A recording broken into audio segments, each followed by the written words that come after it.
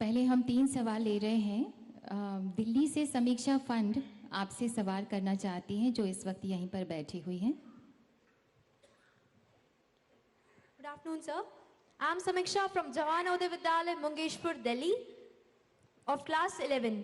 My question is, during examination, in spite of being fully prepared and confident, there is a feeling of nervousness till the exam is over.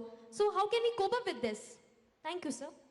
पूरी तैयारी और आत्मविश्वास के बावजूद परीक्षा समाप्त होने तक डर लगा रहता है। इस स्थिति का सामना कैसे करें? माननीय, इसी से मिलता जुलता एक सवाल संजना ने भी पूछा है, रिपब्लिक टीवी के माध्यम से पूछा है। While writing exams I tend to forget important diagrams, formulae and definitions, even though I have studied it many times. How do I manage it better? ऐसा ही सवाल कई बच्चों ने पूछा है। हर्ष शुक्ला हैं, जो कि 9वीं कक्षा के छात्र हैं और पुणे में रहते हैं। पूछ रहे हैं कि परीक्षा के समय हम अति कठिन तैयारी करते हैं, खाना पीना तक भूल जाते हैं। ऐसे समय में जब प्रश्न पत्र देखते हैं तो हमें कुछ भी याद नहीं आता और हम अपना आत्मविश्वास खो बैठते हैं।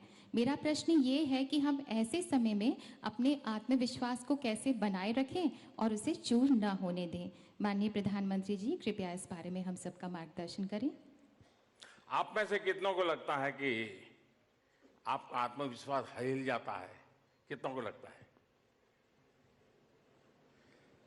ये सवाल बहुत से बच्चों ने पूछा है और ये बिल्कुल सही सवाल है कि मेहनत में कोई कमी नहीं होती है। खुद ने भी मेहनत की होती है, अपने पेरेंट्स ने भी की होती है, टीचर्स ने भी की होती है। हमने भी ईमानदारी से की होती है। ऐसा नहीं कि भाई टीचर को अच्छा लगे या माँ बाप को अच्छा लगे इसलिए कर, ईमानदारी से की है। लेकिन एक चीज होती है, अगर आत्मविश्वास नहीं है तो कितने ही मेहनत की, क्लासरूम में बैठते हैं, एक शब्द याद आता है, ये भी आता है उस किताब में है, फिर याद आता है उस पेज पर है, फिर याद है उस पेज की 5वीं 6ठी लाइन में ही है, सब याद आता है, शब्द याद नहीं आता है। ऐसा होता है ना?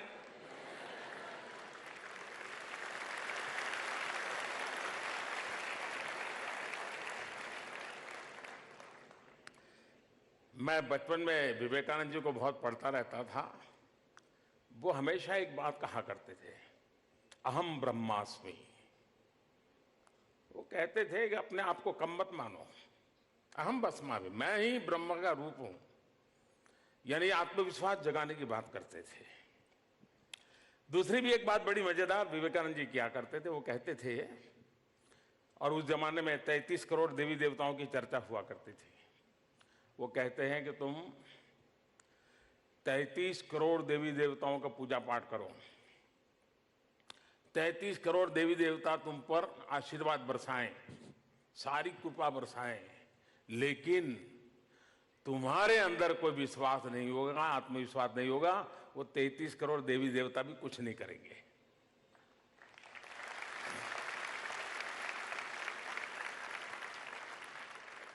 आपने देखा होगा, विद्यार्थी सामान्य तौर पे सरस्वती की पूजा करते हैं। हमारे यहां आराध्य देवी सरस्वती मानते हैं, लेकिन जिस दिन एग्जाम देने जाते हैं उस दिन हनुमान जी को, क्या कारण है?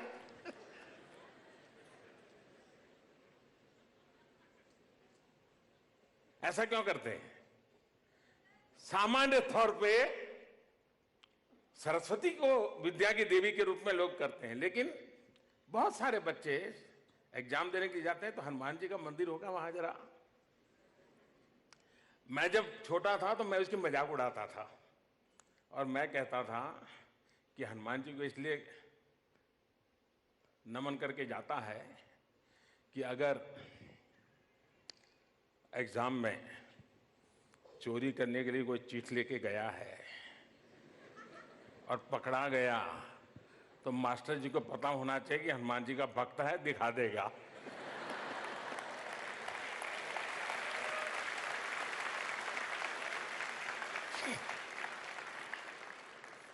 खैर वो तो मैं स्कूल के अंदर चुटकुले सुना देता था तो उसका हिस्सा था, लेकिन हकीकत ये है कि मन में एक भाव रहता है आत्मविश्वास का, ये बहुत आवश्यक होता है।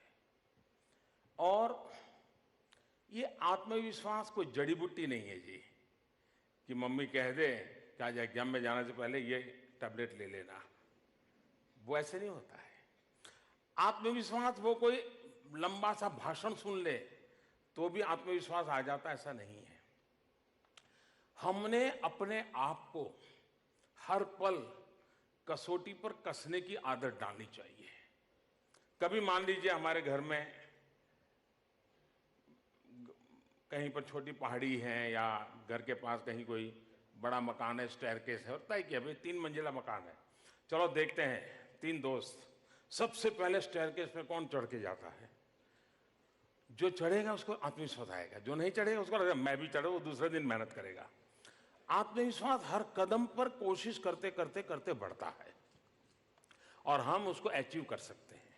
और इसलिए निरंतर ये कोशिश होनी चाहिए कि मैं जहां हूं उससे मुझे कुछ और अधिक करना है और इसके लिए जो मुझे करना पड़ेगा वो मैं करूंगा।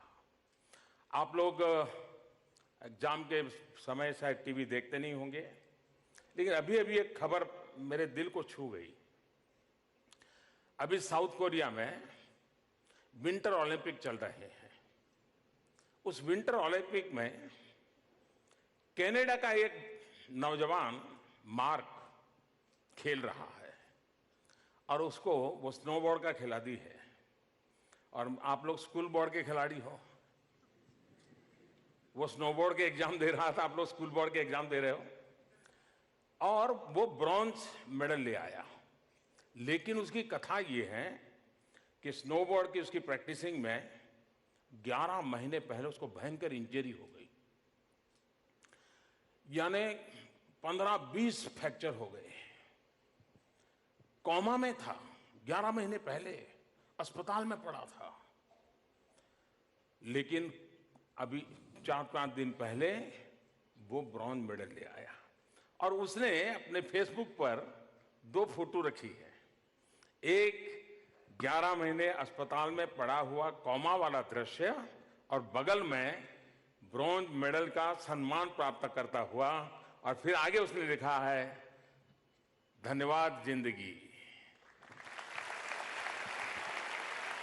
कितना बड़ा आत्मविश्वास होगा कि हाथ पैर टूट चुके हैं, कोमा में चला गया इंसान है, परिवार भी, अब तो परिवार भी कहता होगा भाई बहुत हो गया, खेल लिया, अब ठीक हो गए, अब मत जाओ, लेकिन चला गया, फिर से कनाडा का सम्मान प्राप्त कर लिया।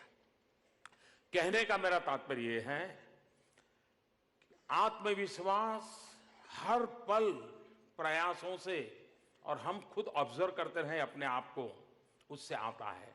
स्कूल में जाते समय दिमाग में से ये निकाल दीजिए कि कोई आपकी एग्जाम ले रहा है, दिमाग में से ये निकाल दीजिए कि कोई आपको अंक देने वाला है, दिमाग में ये भर दीजिए आप ही आपके एग्जामिनर हो, आप ही अपना भविष्य तय करोगे। और कौन होता है आपका भविष्य तय करने वाला? वो अंक गिनने वाले गिनते रहेंगे, मैं अपने हौसले को लेकर के चलता रहूंगा। इस भाव के साथ बैठिए और आप देखिए, और जीवन में सफलता में आपके पास क्षमता हो, संसाधन हो, सब हो, लेकिन आत्मविश्वास न हो तो आप कुछ नहीं कर सकते।